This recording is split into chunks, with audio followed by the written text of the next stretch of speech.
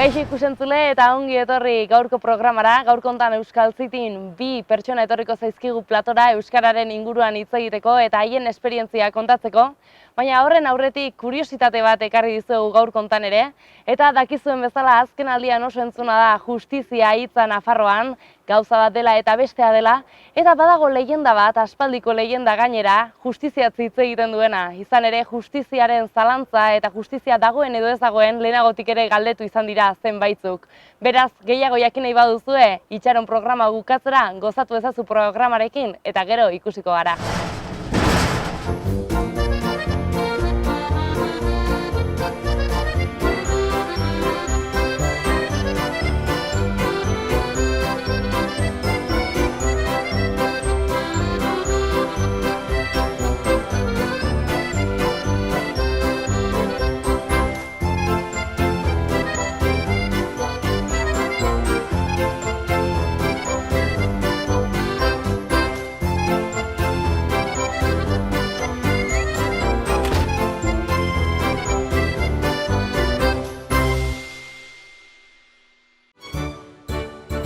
Patxi Irigoyen eta Aitor Irastorza ditugu gaurko hontan hemen, zer moduz, atxaldeon? Ongi, atxaldeon.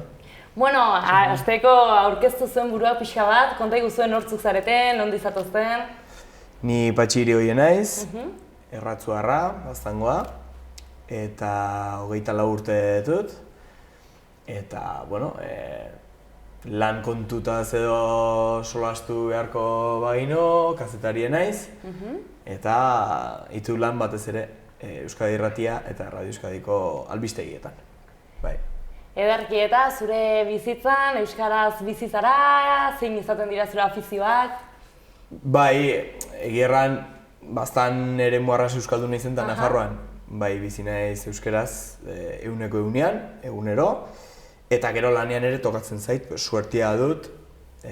Eta Iruña bezalako hiri batean, non, bueno, ez den hain erresa batzuten euskaraz itea, behintzat euskaraz lan egiten dut, gero, bueno, erderaz ere tokatzen zaigu egitea, medioa hizkuntza hortan delakotz, baina bai, euskaraz ere egiten dugu, eta eguneko egunean lankideen artean ere bai.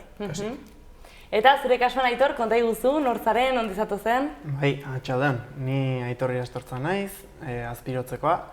27 urte dauzket, eta jarduera fisiko eta kirolen zientziak ikasen itun, baina azken 3 urtetan bertsozale elkarteantzat nabil lanean, Sakanan barrena, azken 2 urtetan, eta Gasteizeko Errekaleo Rauzan bizi naiz, azken 2 urtetan, baina Nafarroako egorare ongi ezautzet, eta azkenean bi probintzia askotan aipatzen dena ez, euskararen maila gutxiena dutena edo gutxien erabiltzen dena euskara, horietan bizi zara eta errealitate ezberdinak biziko dituzu bertan ere ez dela? Hoi da, bai.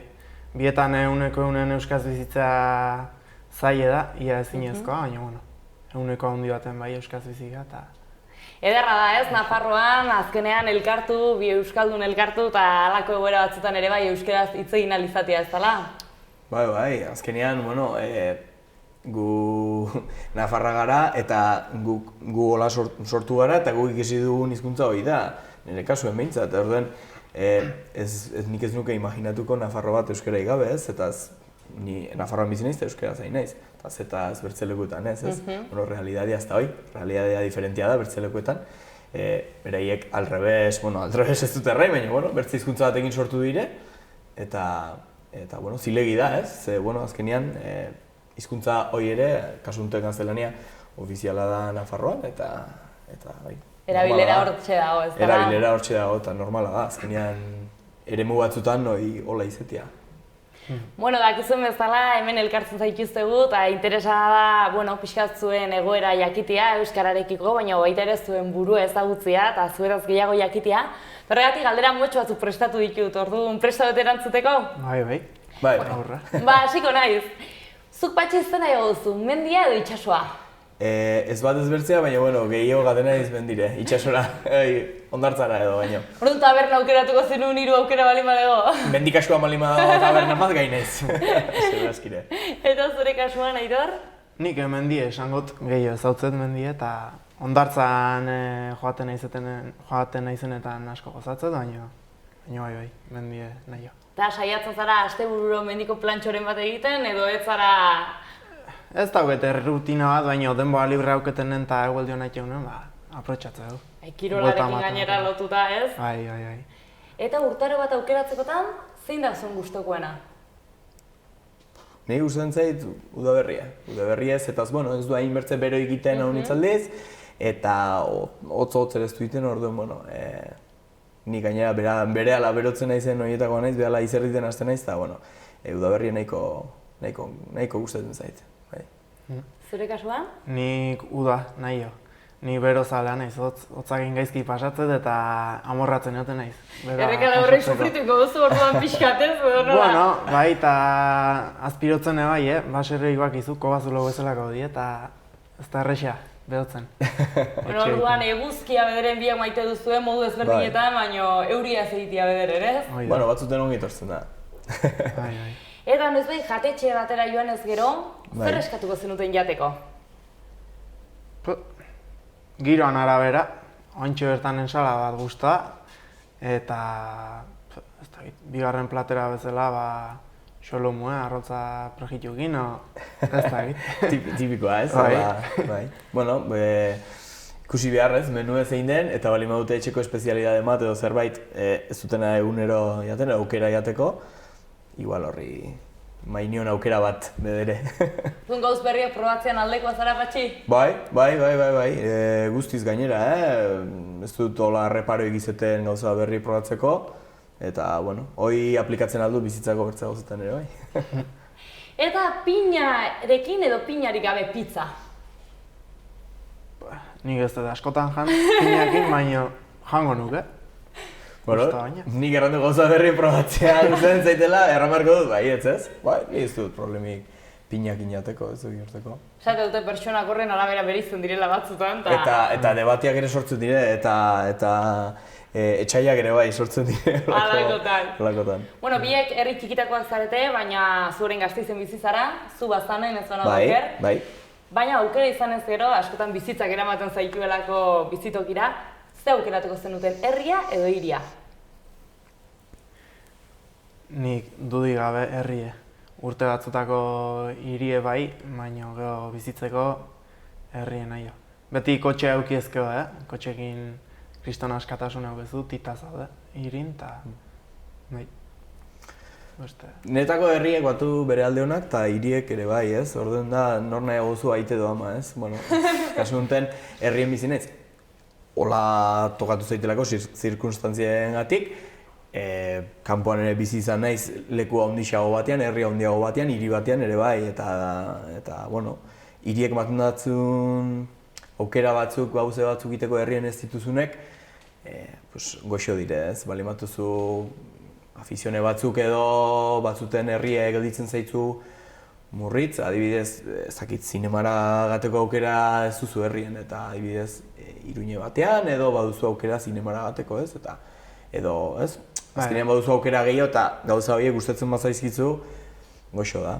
Baina, herriek gero badu bere zu hangoa zara, erroa kantuzu, lasaitasune edo, eta deskonektatzeko ere bai, baldin bazaude egunero rutina batean, hiri batean edo, balio du, eta bere alde honak eta zerak daude, azkenean. Harremanak aldatzen die, herritan, ez dakit, ne ustez beste nortasun bateko jende izaten da. Hirin igual harremanak inda moztu azkarra egiten die, ez dakit. Nik hori da ez dutena, Eta leku bat, zehazki herri bat edo hiri bat aukeratzekotan, zein aukeratuko zenukete? Neri Iruña gustatzen zait. Referentzia beti hori izan dugu ez, txikitik, edo zein gauze egin behar duzula administratiboa edo, azkenean Nafar eremuan bizi zara eta Iruña da zure kapitala ez. Eta niri Iruña gustatzen zait. Eta gainera azken urtetan ikusten duzu euskerai edo gerturatu dela gehiago ez, Nafarroa, eta Iruña hiri bezala ere bai konturatu naiz. Eta Iruña niri gustatzen zait. Baina, Gasteizen ere egon naiz bizitzen urte batzuk, eta Gasteiz ere gustatzen zait hiri bezala. Hiri polita. Nik Larrauneko pare bat erritxika dauzket, noentxe bertan, Mugiro eta Aili, ez dakit, biek paraje harreko lekuk, ongi konektatuk, 20 minututan zaude Iruñen, tita, eta ez dakit, giro politia dago, eta... Gustokoa. Bai. Bidaiatzea gustatzen altzaizue?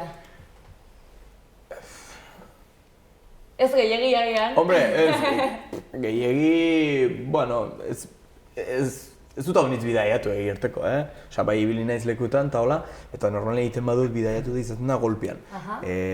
Aprobetxatuz nagola ezagin nun, gaten nahi zeunet eta erat. Baina, bueno, bai, bidaiatzea, bai, azkenean da, igual maten datzu pereza, baina behin abiatuta gero, hortxe, eta leku batera joan behar, orain imaginatu esate izutela, oparitzen dizuegu bidaia bat, nahi duzuen lekura, nahi duzuen egun guztiak, nora aukeratuko zenuten? Ni Kuba joango nintzeke gusta. Aspaldi auketu ezautzeko bat, eta hango bizimoduen olakoa den, eta beste gizarte eredu bat irudikatzen hasteko, haiek begaraien eukizuen aukera eta Egingo zenuke? bai, aldatu baino lehen. Zu gala baduzu... Bai, badut, gainera, hego hemisferioko 3 leku diferente. Alde batetik, gustatuko zizaiten igual Australia o Zelanda Berria, Hego Afrika ere bai, eta gero Txile edo Argentina. Bietako bat, gaina justo leku guztia daude hego hemisferioan, eta bai, gustatuko zizaiten horiek behintzat. Beru aurrera hartatuko duzu, segurazki? Bai, seguntze urtaretan gaten zaren. Hoi ere bai. Hoi behar da kalkuletu, hemen uda dela igan nego eta... Hoi xenta bera. Irakurtzaleak zarete, libururen bat azken aldian irakurri duzuena eta merezi duena, gure publikoak irakurri dezan? Ba, nahi bai, gustatzen zait, denboa libra dauketenen irakurtzea. Eta duela gutxi irakurri nun, etaren historia iruditan. Eta iruditzen zait, oain ahaztuarazi nahi diguela, pasa dena, eta gure historia, gure iragana ezautzare garrantzitsu iruditzen zait, eta hori izan da irakurreten azkena, eta merezi irudikin eta eman erresa, eta... Errat. Bai, nire kasuen ere gustatzen zait, orain azken aldien igual nahi baino gutxiagoz, eta azkenean lanbidean ere nahi zen guztia irakurtzen, eta hola, pixkat nekatzen zara ez. Baina nik adibidez irakurri duten azken liburu eta beniz gustatu zaitena izen da Xamarrek idatzi duen azkenengoa, izeno dela Etxera bidean, eta hain justu solasten du berak nola joan zen euskarara, ez? Berak Garraldakoa zen, ez zuen euskara ziten, eta nola Garraldako gazte batzuk hasi ziren ikusten, leheno Garraldan euskara ziten zela eta ezkoan euskara ziten zela, eta nola euskara nola batu zen edo sortu zen beren bizitzan, ez? Eta gaur egun bera idazlea da, euskaraz idazten du, solasten du, eta pixka kontatzen du Garraldako bere bizipena eta interesgarria polita iruditu zitzaiten. Azken aldian pelikula batzuk ere, euskal pelikula batzuk iritsi dire zinemetara, ez dakit zinezaleak zareten edo zinemara joaten zareten, baina pelikularen bat gustatu zaizuena bereziki? Ez dakit, ointxe bertan hola... Euskalduna izan behar du? Bueno, erdalduna ere onartuko ditugu, Neri euskal... Bueno, ni zinemara bai gaten naiz. Astean igual behin gaten naiz, igual asten batez igual naiz gaten, baina eta asten bi aldiz ere igual ganitzen naiz. Azken euskal pelikula gustatu zaitena Oreina, Koldo Almandozena. Zetaz, Koldo Almandozekin akustumbratu eginen normalean bera formato laburrean ibiltzen zen, eta zen bere lehendabiziko luzemetraia. Eta horrek badu arrisku bat, hombre, zaudelaik akustumbratua itera formatu laburrean, gero luzera saltoa kostatzen da. Baina ez, ongi moldatu da, gustatu zait, nabaritzen da eskarmentu badela, eta bai, Oreina, bai gustatu zait, hori aipatuko nuen. Simbolismo handitzeko pelikula omen da, ez? Hala erran didate? Bai, bueno, azkenean ez dute spoilerrekin nahi, baina bueno, izenak badu bere, pelikulako zati importante batean, eta bai. Ba, nik ez da bereziki asko segitzeten arlo bat, zinean eta pelikulana, baina bat esatekotan, uste eta Mama azula izena, ez? Baserriakiko lotura hori eteten duna eta bai, ez dakit, identifikatu esentitu nintzen. Bai. Eta gogorra aldi beren, baina hemen... Zuze euskaldun askori gertatu zitzaiola, ez? Bai, hemen gertatzen nahi dena eta gertatu dena ulertzeko, ez da politia. Musika ere aldatzen doa Euskal Herrian, talde handi bat joatear dago, Berritxarrak, beste batzuk ari dira, hortxe, beren aleak sartzen lurrazpian, eta zuei musika aldetik euskal musikak deitzen datzue, zerek batez ere? Ni bai, ni batez ere kontsumitzen dut, ematen du kasu honetan naizela pixken naziaz, eta ni bakarrik entzuten dut, bakarrik ez dut entzuten, entzuten dut bertzen musika batzuk ere bai, baina gustatzen zait euskarazko musika entzutea, eta ez da jarrera hori hartu dutelako, eta benga, entzun behar du euskal musika, ez. Gustatzen zait euskaraz, eta nire hizkuntza da, eta gustatzen zait nola sonatzen duen. Orduan, gero bertzen musikak atzerrikoak eta entzuten dut. Gauze da, bueno, taldeak hemengoak segitzen duztela. Eta bai, euskal musika bai, jarraitzen dut. Baina, iruditzen zaitena gaizki da, Euskal Herriko publikoa edo hor dago egoera soziologiko bat ez dutena entenditzen. Edo ez diogu ematen aukera gaur egungo taldei edo niri, eta Berritxarrak gustatzen zaite, baina Berritxarraken mugimenduan kontra erran behar dut, Berritxarrak orain dela 25 urte hasitako talde bat da.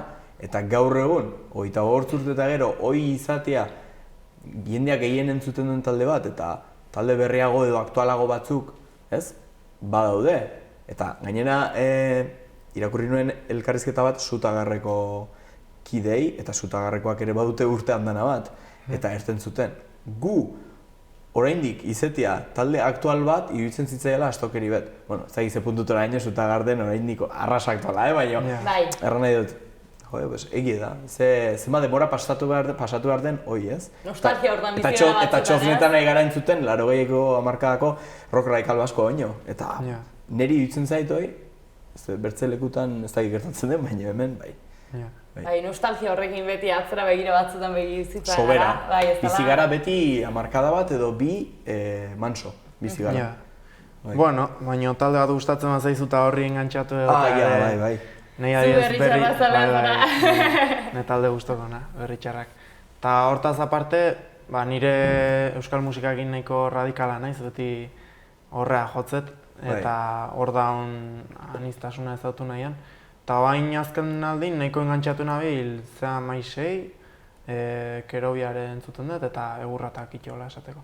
Ta beste talde bat aipatzearen eskabidean indar hartzen nahi da azken aldin. Iruñerrikoak hauek gainera. Bideo honetik joaz. Bai, nik ere entzun dut eta politia. Bueno, Euskal Herrian pertsona garrantzitsuak edo ikonoak badaude, kulturan, musikan, bat azken marratu behar, zein egingo zenuten? Nik entzun nuen, egon nintzen hitzaldi batean behin master moduko bat nuen, Euskal Kulturgintzan inguruen, eta etorri zitzaigun behin solastera Jose Angel Irigarai. Eta etorri zen bertze gauza bat eta solastera, baina akitu zuen bertze gauza bat. Berdin, berai entzutia gozada bat zen. Goina Farrera solasean eta bai, ze jakintza, ze ikusten diozu olako gizon bat, adinekoa, argala, flakoa, eta ez dakit zer, eta ikusten diozu, eta zenbat gauza bizitu otetuen horrek ez, eta Euskal Kulturgintzai zenbat mandion. Eta itzalean, holako pile bat. Josean hartze bat, adibidez, igual, berdin. Eta itzalean gaitzen die. Hala izaten da bai. Nik Maialen Lujanbio aipatuko nuke. Ez dakit, iruditzen zait garaiotan aurrea behirako ikuspegi interesgarri bat daukela, jende askoi eskemak hausten nahi dela, eta aitzindari bat dela esango nuke, gaur eguneako, eta hoxe, erreferente bat, niretzako. Sekretu bat? Sekula kontatu ez duzuena edo gutxi batzu bakarrik? Sekretu bat. Sekretua ezin da kontatu, ez? Igual erranen nuke, orain arte kontatu duten dena gezurra. Egan nire sekretua. Ez eguratzen, ez dauzke sekretu asko. Sekretuak nahiago dituzu etxean gorde eta gutxi eduki. Hoi alden gutxi neukitago, Eta gezurren bat azken aldian bota duzuena, ala boteko frontuan esaten dena? Nik lanean bat bertze botatzen dute. Ez antenan, entzulentzat, baizik eta jefea edo igual, bai, untan naiz lanean eta bai, hain naiz, hasi naiz, eta gero, bai, hori izango da, guztien pekatu, nire kasuen. Nik gezurre ez, baina igual egie izkutatza, bai, askotan irakasleita non bizi naizen galdetutakoan, ba, Gasteizen esatet eta listo. Batzutan errekale hor esan ezkeo, prejuizio desiente dauzke jendek eta Universitatean. Eskolaz eskola hiltzen ez, bertsolaritza eman ez. Orduan, segunda irakasleak nondi jotzen, ba, hoxe. Gezurre esan ez, baina egie izkutatu. Hala behar izan da. Bueno, gezurra za ez, Gasteizen, errekalean. Eta amets bat baduzuena etorkizunera begira? Galdera hori galdetu nautenean beti erantzun dut. Amets baten beharrik ez izatea. Eta zibiltzen zait, ametsa izatea motibatzen duela zure bizitzan gauzak egitera, eta lortzea aldire ametsak, baina honitzaldiz, ametsak bihurtzen dira gauza inalkantzable bat, ez? Frustrazio moduko bat, ez? Frustrazio bat. Amets baten beharrik ez izatea izan nintzen ideala. Ba, nire amets bat izango litzeke gure ingurun jendea gehiago aktibatzea, gaur egungo globalizazioan bultzatzen gaitun pasotismoa alde batea utzi, iniziatiba hartu eta auzolaneako grin horrekin pixkat gauzak aldatzeko konpromezuk hartzea eta hoxe litzeke ametsa. Bueno, zirkuloa bezala izaten da askotan ez, garaia daude faseak, baina bueltatzen dira ez, lehen joan zirenak. Ia, hala den. Bueno, orain balkizuen bezala, zuei utziko zaituztet, hitz egiteko lasaiago, pixkat euskararen inguruan eta zuen errealitateen inguruan. Eta besterik gabe, plazer bat izan dela zuei pixkat gehiago ezagutzea, eta mila esker. Berdin, esker zuei. Gero arte. Bai. Euskaldun zaharra zela esan duzu, ez? Bai. Eta erdarakiko harremana noiz hasi zinun eta nola bizi izan zinun? Nik ikasi nuen euskara, ni atzerrian sortu nintzen, Kalifornian, gurasoak euskalduna dire, baina lan kontuengatik antzauden eta nian sortu nintzen. Eta nik ikasi nuen euskara hemendik milaka kilometrotara. Eta gero hemen, han erabilera, bai, etxean egiten ginen, baina ez nuen gero norekin erabiliaz. Gero unat etorri nintzen txikien nintzelaik, eta hemen egunerokotasunean eta ikasi nuen. Eta nik ikasi nuen erdera 7 urtekin. Eskolan, nik ez nakin hitz bat ere ez si, ez no, zertzen, deus, eta ikasi nuen eskolan erderaz. Eta, erabiliz, azkenean hemen erabiltzen da, tamalez, edo batzutan, ez, eta haunitzetan ere bai, eta azkenean erabiltzen bali maduzu ikasten da. Eta erdera dago presente toki guztietan. Baduzu telebistan, prentsan, baduzu komertziotan, baduzu denetan duzu presente. Ezin duzu ebitatu. Hala beharrez ikasi behar. Zu ere eremu euskaldunekoa. Bai. Nik familien aitona monek etzekien erdaz, eta euskaraz biltzen ginen beti gure artean, azpirotzen lasai asko eta dauketen eroitzapena, eskola joan da antxe futbolen astean beste launekin, batzuk ez zuela euskara ulertzen, eta nik berriz haikze esaten zuen ezin entenditu, eta alaxe ikasi nuen eskola joatean. Eta gero poliki ohartzea gero eta gehiago nola behartzen zaituzten erderaz bizitzea, eta nola aurre egin behar diozun horrei euskaraz bizi nahi gozu. Eta batzutan ez da xamurra izaten eta kaska hori. Bai. Azkenean da jarrera kontu ez. Zuk, nik ulertzen dut eremu ez euskaldunean bizi den jendeak ze zailtasun duen, baina badago jendea baduena jarrera hori behintzat, saiatu behar gara. Eta gero nik entenditzen dut, ezin bali baduzu, behintzat saiatzea edo jarrera hori izatea importantia da, zetaz kontu hartzea. Azkenen aleginek ematen du frutue. Nire leheno batzutan bitxorrara nintzen, ni beti euskaz eta lagun batzuk behin arten beti erdeaz eta nahi euskaz. Baina hori azpiro zen? Ez, lekun berri. Lekun berri. Eta, baina, gero horrek eman hau beste bertso mundu ontara, eta bain ia eguneko egunen Claro. euskaraz bizitzeko aukera auket, eta Bai. bakoitzak erabakitzen. Erraten dute, gainera, badela adin bat hor, nera bezaroan eta erderara pasatzen dela jendia eta hola, nire kasuan etzen hori gertatu, baino erraten dute dela fenomeno bat gertatzen dela beti, nerabeak badutela urte batzuk hor, erderaz daitzen dira, eta zaize. Nire inguruen nik ez dut hori zautu, baino bai egie da, herri kozkorragoetan eta bai batut launak eta bai bizi izan dutela, ez dakit zure kasuen Lekunberrin edo, Bai. adibidez zuen inguruko diskoena Lekunberri zein da, ez? Bai, Lekunberrin eskolan orokorren euskara zaitzen ginen, baina gero kanbioa nik batez esumatu nun institutura joatean, DBH Iruña etorri ginen, Bai. bi urdanara, eta hor ja, gure inguruko guztik erdaz hasi ziren, ja erdeak guaiagoa da, eta horrei aurre itea ez da erresa. Baina, bueno, gero hori buelta ematen nahi die, pertsona horiek baiek, gero ikustean ze zaila den euskaraz bizitzea eta beste kontzientzi bat hartzean, baiek bain euskaraz gehiago egiten duela iruditzen zait. Eta espero bideoi indartzen joatea, poliki.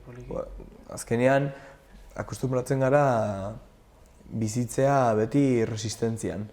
Hau da, eta hoi bertze gauza batzutan ere aplikatzen aldugu. Beti gara txikie. Hizkuntza gutxitua, hizkuntza txikie badugu. Herri txiki batean bizi gara. Dena dugu kontra ez dut errain, eredu handien aldean, bai gara txikie gauza honitzetan. Baina gaude akostumbratuta resistentzia hortan bizitzera, eta askotan kostatzea erakargarri egitea. Beti resistentzien gauden hortan, jendea igual urrundu egiten du, gure gandik, eta horrei buelta mamar dio nola erakargarri egin, ez? Resistentzia azkenean lana da, lana suposatzen du, esfuerzo bat suposatzen du, eta baduzunean bandeja ematen datzutenean gauzak hain errez, nola ukatu, ez? Baina, bueno, resistentzia hortan bizitzea nire gustatzen zait. Gustatzen zait, bai. Eta etorkizunea behira, nola ikusten zu? Euskaraz bizitziko zea? Nik espero du baietz, hombre. Ez ba naiz hola eremu Euskal Herrian bizitzen ba naiz, eta eremu ez euskaldun batean edo baldin bana, ja bertze zerbait da, baina bueno, nik etorkizun hurbilean sorik ikusten dut nire burue euskaraz, hori da hobekin dominatzen dutena, euskaraz pentsatzen dut, euskaraz lan egiten dut, eta horrek ere eragiten du gero zure bizitzan hartzea ohitura batzuk, nire kasuan ez dut behar zetaz, nire ohitura euskaraz itea da, baina bueno, lanean erderaz zaiko banintz bakarrik, horri hartzen duzu ohitura batzuk, eta bueno, ohiturak hartzen duzunean gero kanbietzea zaila da. Eta erraten dute, adin txarra izaten dela, leheno aipatu duten erabezaroan eta hizkuntza aldatzen dutela, hizkuntza erabilera aldatzen dutela honitzek ez. Baina ez du zertan nik uste erabe izan, nik uste heldu ezarenean ere gertatzen altzaitzule, segunetan non bizizaren eta berdin, azkenean hizkuntza bat nik uste ez dela hazten, baina bai iten zara arroztu edo hizkuntza horrekiko. Hor barrenean beti gordetzen duzu, ez, baina bai. Hoi niri adibidez gertatzen zait inglesakin, nik inglesa ikasi nuen txikiten, bai. Eta gero ez erabiltziak ez nahu eragin ahaztea, baina bai eragiten du arroztea. Arrotza izatea hizkuntza hoi ez eguneko egunean, baina bai eguneko kopuru batean erdoiltzen da, bai. Erdoiltzen da, bai. Oin daukeun zorta bintzat, gota jende gehiago dakila euskaraz, ez? Bai. Igual erabileran galtzen nahi ga, baina, bueno, jende gehiago euskara jakiteak esan nahi du gure esku dagoela euskaraz bizitza. Orduan, alde hortatik zorteko gala esango nuke. Bai. Baina, gero aipatuzuna, lanan araberare, asko iteu. Zure lanean ez paukezu euskaraz bizitzeko aukerik, horrek asko ere egiteizu eta... Bai, eske zaila da. Niri adibidez gertatzen zait kazetaritzan irratia soinua da nagusia eta soinuak bestitzen du adibidez kronika bat egin behar baduzu, albiste baten inguruan protagonista baten iritziarekin edo ez. Zer gertatzen da, hain justu Nafarroa ez da eremurik errexena Euskadi Irratiaren kasuan, euskeraz lortzeko olako testigantzak eta ez.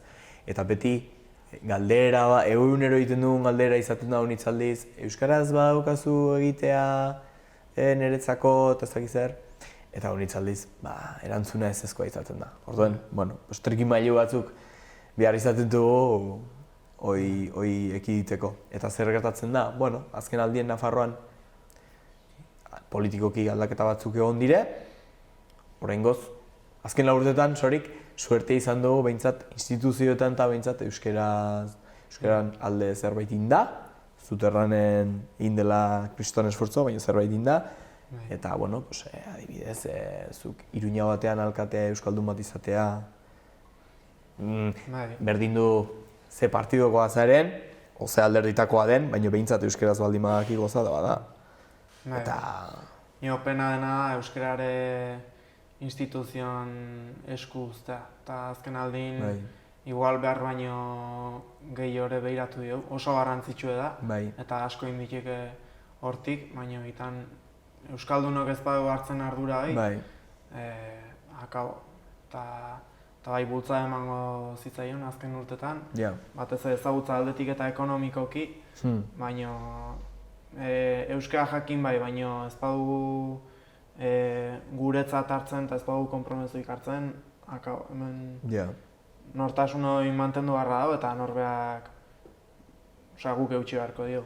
Bai, eta azkenean inor ez dago derrigortuta euskaraz bizitzera. Nik horitzen naiz irakasle bat izan nuen, Gasteizen egon nintzen epoka bat ikasten, epoka batean, eta intzakun galdera bat ikasle guziei eta errantzuen euskara beharrezkoa alda gure egunerokotasunean. Eta denak hasi ginen erraten, bai, noski, klaro baietz, klaro beharrezkoa dela, eta zai zer. Eta bera, irakaslea, egunean euskalduna, euskaraz egunean bizi dena, errantzuen, ez dugu beharrezkoa euskara.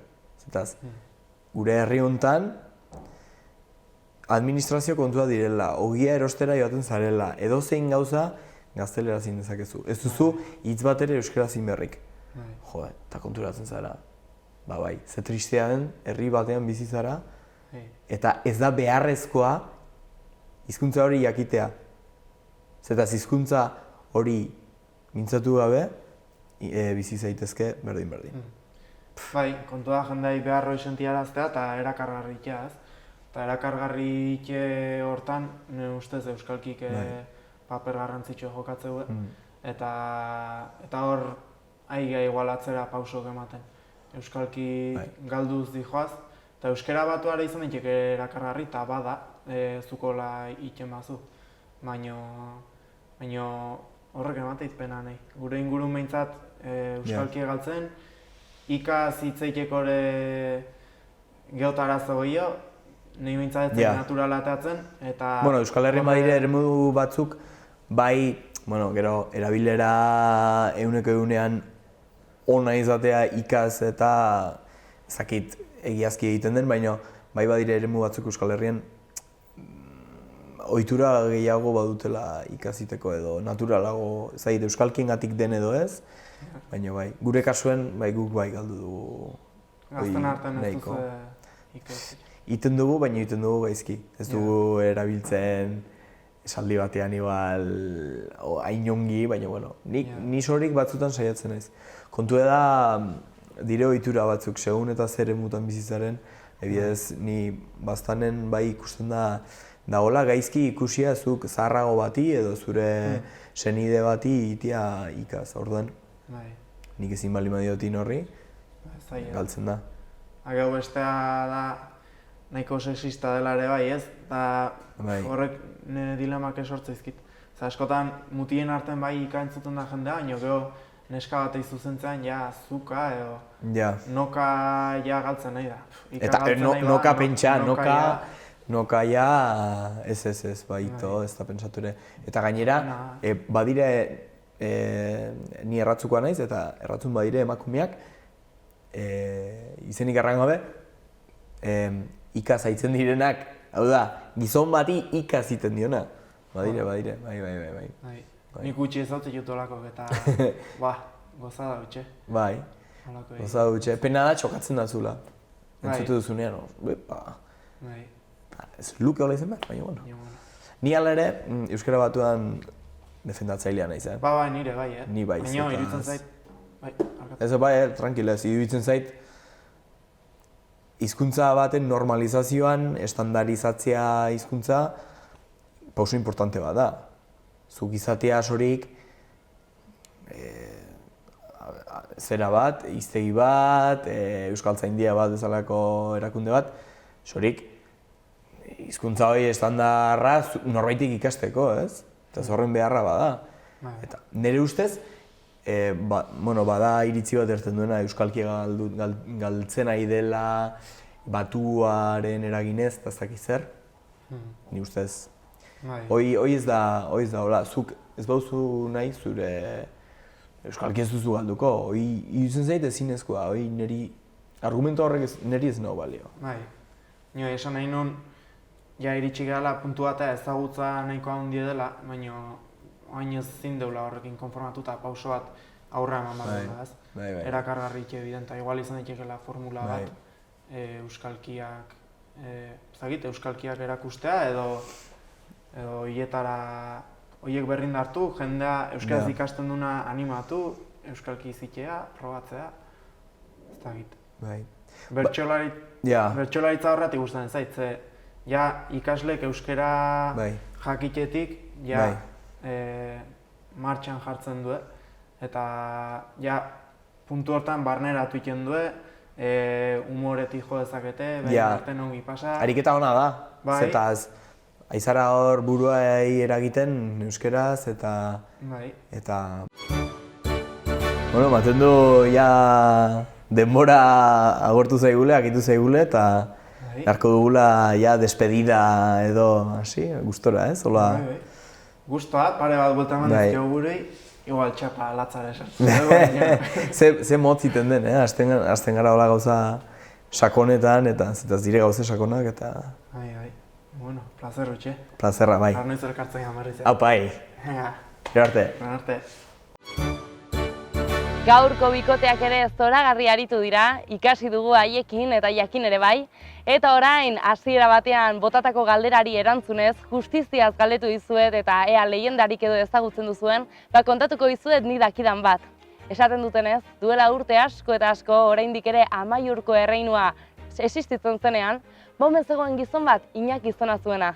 Ura Amaiurren bizi zen eta pobre xamarra omen zen, maiz begiratzen omen zuen gaztelura eta haserretu ere haserretzen omen zen, pentsatuz zeinen injustua zen, han gaztelu hartan denak ederki janez eta ederki goxatuz, berotuz bizi zirela, eta bera hantxe beti lanean eta beti gozez. Egun batean, euria ari zuen egun ilun batean, gau aldera etxera hurbildu eta afaltzen ari zela, atea jo omen zioten, eta zabaltzean nor topatuko eta Jainkoa ikusi omen zuen parez pare. Jainkoak esan zion, egun hartan denbora txarra zegoela, euria barra, eta ea utziko zuen bere etxean gauen bat pasatzen. Iñakik, haserrez begira da, minduta zuela, alaxe esan zion, ez, zuri ez dizut nire etxean sartzen utziko, zu beti zabiltza, alde batzuei asko eman eta beste batzuei kentzen, eta niri ez diazu ez eman, gozez joaten naiz egunero lotara. Triste esan omen zion hori Iñakik, eta atea itxi. Jainkoa harrituta gelditu omen zen. Handik egun gutxira berriz ere euria hasi omen zen baztan inguru hartan, eta berriz ere gau batean atea jo, eta Iñakik atea zabaltzerakoan nor topatuko, eta heriotza ikusi omen zuen parez pare. Harek ere berdina nahi zuen, aterperen bat gaua pasatzeko. Iñaki hasieran harrituta gelditu zen beldurtuta, baina begiradan sumatu zuen ezetz, heriotza ez etorrela bere bila. Eta eskakizunari jarraiki baietz esan zion, utziko ziola gaua harekin pasatzen. Solasean pasa omen zuten gaua osoa, hango eta hemengo istorioak kontatzen, ekarriak eta eramanak. Eta orduan, alaxe esan zion heriotzak Iñakiri. Iñaki, gizon ona zara, bihotza handikoa gainera, eta badakizu zerbait justiziaz. Horregatik, opari bat egingo dizut. Hemendik aurrera, sekula gaixoren bat ikusten baduzu, eta ez balin badakite biziko den edo ez, zuk jakingo duzu. Nik emango dizut boterea, zoaz bere ohera, eta hanketan balin banago eserita, gaixoaren hanketan, eramango dudanaren seinale izango da. Baina buru ondoan eserita balin banago, egon zaitez lasai, pertsona hori urte luzez biziko da. Hala hitz egin, eta hurrengo egunean, heriotza bertatik joan zen. Gutxira, Iñaki lanean zegoela, egun batean, hotxak aitu omen zituen gaztelutik beraz zihoazten soldaduak, eta lax esan zuten. Erregearen andrea erregina gaixo zegoela oso, eta ez zegoela medikurik sendatu zuenik. Momentu hartan, Iñaki korrika ziztu bizian gaztelura joan, eta alaxe esan zion erregeari. Utzi da kire andrea ikusten, eta nik esango diat sendatuko den edo ez. Hain zegoen galduta erregea, hain zegoen kezkatuta, utzi zuela etxean sartzen, eta hantxe ikusi zuen heriotza, erreginaren buru ondoan jarrita. Segituan joan omen zen beko jardinetara, eta hantxe lore batzuk bildu, pozima antzeko bat prestatu, eta lax esan zion erregeari, ema jokau eta sendatuko da. Handik gutxira, erregina sendatzean, hori poza gazteluan, eta erregeak alax esan zion Iñakiri, iretzat etxea, iretzat medikulana, ederki bizikoa izemendik aurrera. Hilabete ederrak izan ziren Iñakirentzat, ez goserik, ez hotzik, ez tristeziarik. Baina handik gutxira, egun batean, lorategian pasioan zebilela, hantxe ikusi zuen parez pare heriotza. Esan zion, zertara ator, orain eharki bizi naizela gaztelu hontan. Eta heriotzak erantzun, Iñaki, egun batean etxeko atea zabaldu zenidan, justuan nintzelako, bai pobreak, bai aberatsak berdin tratatzen dituelako, ordua iristean, eraman. Eta orain, zure ordua da, beraz, zatoz nirekin. Eta Iñakik, begiak bustirik, eskua eman, eta bertatik alde egin behar izan zuen.